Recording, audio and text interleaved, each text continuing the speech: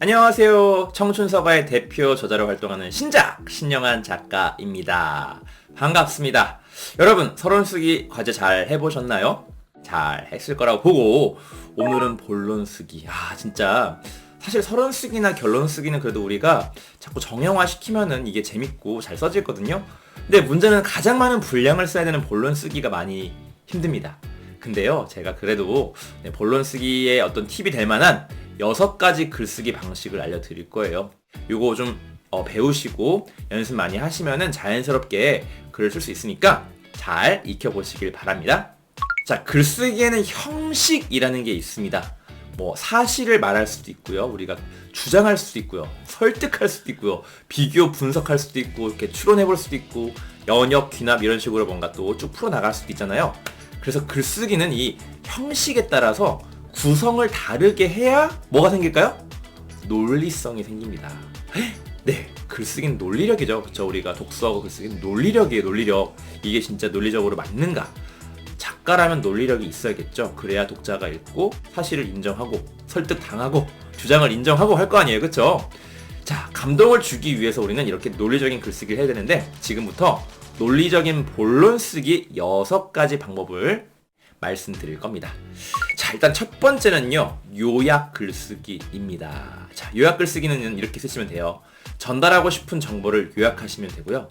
요약글의 목적과 용도를 어떤 목적과 용도인지 생각해 보시고요. 어떤 관점으로 요약할 것인지 결정해 보시고요. 이야기가 이제 과연 시간이나 어떤 사건의 순서대로 흘러가는지 이런 것도 마찬가지로 요약해 볼 수 있고요. 그리고 예시를 작성하면서 같이 쓸 수 있겠죠. 아무튼 요약하는 글쓰기. 자기가 전달하고 싶은 정보를 키워드 작성해가지고 이렇게 하는 거죠. 이게 왜 첫 번째냐? 우리가 했던 목차 쓰기라던가, 그쵸? 브레인스토밍에서 하는 것들이 인용하기라던가 다 이 요약 글쓰기예요. 그래서 이게 1단계입니다. 네, 사실 정보를 전할 때 아시겠죠? 자, 두 번째는요, 이제 주장하는 글쓰기입니다. 주장하는 글쓰기. 주장은 어떤 글쓰기예요? 이해시키고 설득하기 위해 쓰는 거죠. 그리고 타당한 근거가 있어야 사람들이 이걸 논리적으로 받아들이겠죠? 그리고 객관적이고 뭔가 신뢰가 있어야 되고요. 그래서 뭐예요? 전문가의 지식이나 인용 이런 것들을 통계 자료를 많이 이용해야 되고, 근거의 타당성이나 어떤 설명의 어떤 구체적인 예시 이런 것들이 필요할 거라고 생각을 합니다. 그래서 보통 어떻게 많이 써요?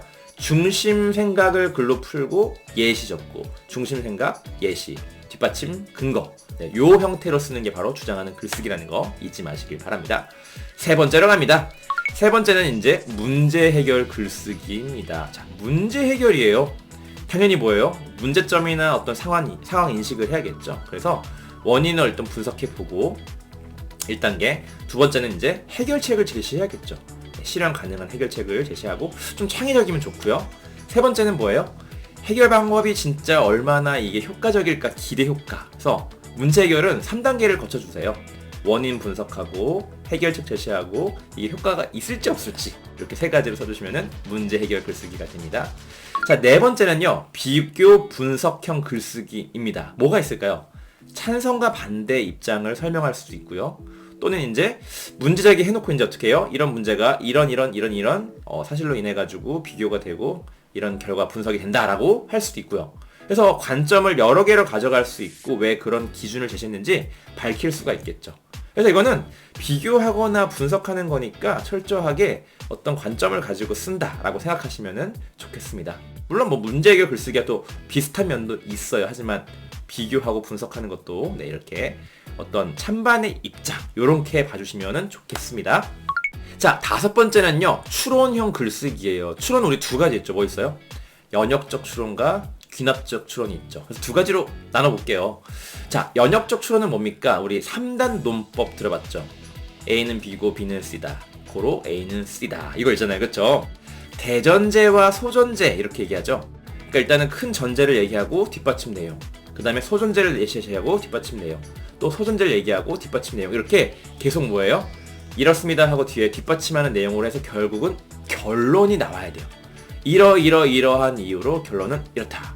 A라는 주장하고 제시 막 이거를 이제 다 근거를 댄 다음에 마지막에 A는 그래서 C야 이런 식으로 결론 내줘야겠죠. 이게 바로 면역적 추론. 자, 귀납적인 건 뭐예요? 우리 경험적인 사실이나 아니면 어떤 현상의 원리 이런 것들 사례를 막 던지고 나서 마지막에 어떻게 해요? 이런 사례가 있으니까 그래서 요거로 인해 이런 특징이 있어. 일반적인 개념이 생겨. 이런 식으로 하는 거죠. 그래서 얘는 뭐예요? 일단 개념 던지고 나서 또 마찬가지로 뒷받침되는 얘기들을 막 한 다음에 공통 요소를 정리해줘야 돼요. 그게 핵심이에요. 공통 요소를 정리해서 대전제로 끝나죠. 그쵸? 결론에는 대전제. 이러한 사실이 있었기 때문에 우리 뭐뭐 해야 한다. 이렇게 끝날 수 있겠죠? 연역은 뭐야? 뭐뭐 해야 한다! 이런 이유가 있으니까. 구분되시나요? 그래서 이런 귀납적 글쓰기는 참고로 yes나 no로 대답할 수 있는 경우에 많이 쓴다고 하니까 활용해 보시길 바랍니다. 자, 마지막으로 반론하는 글쓰기가 있어요. 뭐냐면 이거는 또 두 가지가 있는데 어떤 생각에 대해서 던지고 이제 중간에 반박을 해요. 그쵸? 반론을 제시하고 이제 다시 그거를 또 꺾어가지고 꺾기, 재반박 이렇게 하는데 꺾어갖고 하는 방법도 있고 이제는 서론부터 이제 반론으로 시작하는 거. 이런 얘기가 있어. 근데 꺾어버리고 이제 본론에서는 이런 근거가 있으니까 이렇게 해야 돼. 이런 식으로. 그쵸? 그래서 두 가지 방식이 있는데 그러니까 일단 내 의견과 상반된 의견이 있는 반론을 좀 제시를 해야겠죠. 당연히. 근데 짧게 제시하세요. 너무 많이 쓰면 그게 사실이 돼버리니까. 그리고 반론 후에는 뭐예요? 이거에 대한 이제 뭐예요?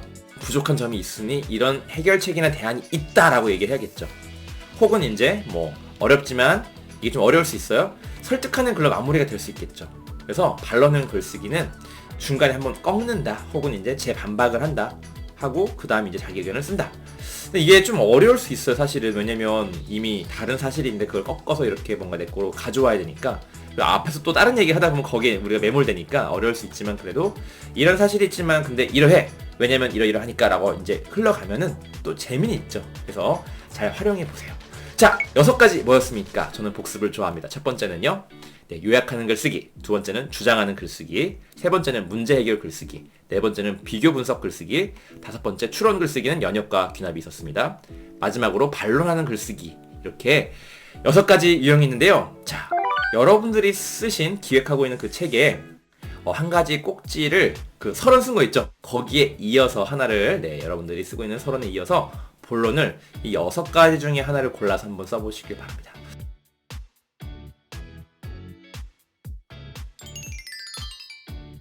물론 이제 문학 작품을 쓰시는 분들은 이게 좀 의미가 없을 수 있지만 보통 우리가 책 쓰기는 비문학 글을 많이 쓰니까 이거 활용해서 써보시길 바랍니다. 알겠죠? 자, 오늘은 여기까지입니다. 여러분들 고생 많으셨고요. 저는 청춘서가의 대표 저자로 활동하는 신작 신영한 작가였습니다. 매일 글을 쓰는 신영한 작가와 함께 남은 우리 일정도 함께 하시고요. 끝까지 출간하는 그날까지 힘내십시오. 감사합니다.